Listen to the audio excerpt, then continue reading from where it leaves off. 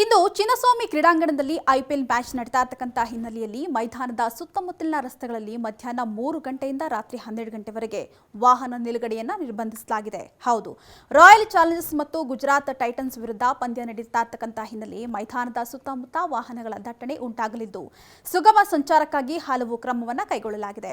ಇನ್ನು ಪಂದ್ಯವನ್ನು ವೀಕ್ಷಿಸಲು ಬರುವವರು ವಾಹನಗಳ ನಿಲುಗಡೆಗೆ ಪ್ರತ್ಯೇಕ ವ್ಯವಸ್ಥೆಯನ್ನು ಕೂಡ ಮಾಡಿಕೊಳ್ಳಲಾಗಿದೆ. ಅಲ್ಲದೆ ಓಲಾ, ಊಬರ್, ಆಟೋ, ಕ್ಯಾಬ್ಗಳ ಪಿಕಪ್ ಹಾಗೆ ಡ್ರಾಪ್ಗೆ ಸ್ಥಳವನ್ನು ಕೂಡ ನಿಗದಿಪಡಿಸಲಾಗಿದೆ. ಇನ್ನು ಕ್ರೀಡಾಂಗಣದ ಸುತ್ತಮುತ್ತ ವಾಹನಗಳ ನಿಲುಗಡೆಗೆ ಸ್ಥಳದ ಕೊರತೆ ಇರೋದ್ರಿಂದ ಸಾರ್ವಜನಿಕರು ಬಿಎಂಟಿಸಿ ಹಾಗೂ ಮೆಟ್ರೋ ರೈಲಿನಲ್ಲಿ ಪಂದ್ಯ ವೀಕ್ಷಣೆಗೆ ಬರಬೇಕು ಅಂತ ಪೊಲೀಸರು ಈಗಾಗಲೇ ತಿಳಿಸಿದ್ದಾರೆ.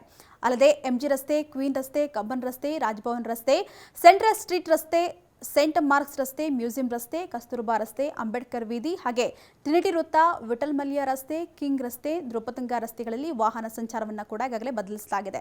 ಇನ್ನು ಸೇಂಟ್ ಜೋಸೆಫ್ ಹೈಸ್ಕೂಲ್ ಮೈದಾನ ಹಾಗೆ ಯುಬಿ ಸಿಟಿಯ ಕಟ್ಟಡದ ಪಾರ್ಕಿಂಗ್ ಸ್ಥಳ ಹಾಗೂ ಶಿವಾಜಿನಗರದ ಬಿಎಂಟಿಸಿ ಬಸ್ ನಿಲ್ದಾಣದ 1ನೇ ಮಹಡಿಯಲ್ಲಿ ವಾಹನ ನಿಲ್ಲಿಸಲು ಅವಕಾಶವನ್ನು ಕೂಡ ಮಾಡಿಕೊಡಲಾಗಿದೆ.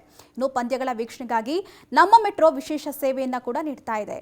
ಐಪಿಎಲ್ ಪಂದ್ಯಾವಳಿಗಳು ನಡೆಯುವಂತಹ ಏಪ್ರಿಲ್ 2, 10, 18 ಹಾಗೂ 24 ಹಾಗೂ ಮೇ ತಿಂಗಳ 3 ಮತ್ತು 13 ಹಾಗೂ 17ರಂದು ಎಲ್ಲ 4 ಟರ್ಮಿನಲ್ ಅಂದರೆ ವೈಟ್ಫೀಲ್ಡ್, ಚಲಗಟ್ಟ, ರೇಷ್ಮೆ ಸಂಸ್ಥೆ ಮತ್ತು ಮಾದಾವರ ಮೆಟ್ರೋ ನಿಲ್ದಾಣಗಳಿಂದ ಕೊನೆಯ ಮೆಟ್ರೋ ರೈಲು ಸೇವೆಯನ್ನು ರಾತ್ರಿ 12:30ವರೆಗೂ ಕೂಡ ವಿಸ್ತರಿಸಲಾಗಿದೆ.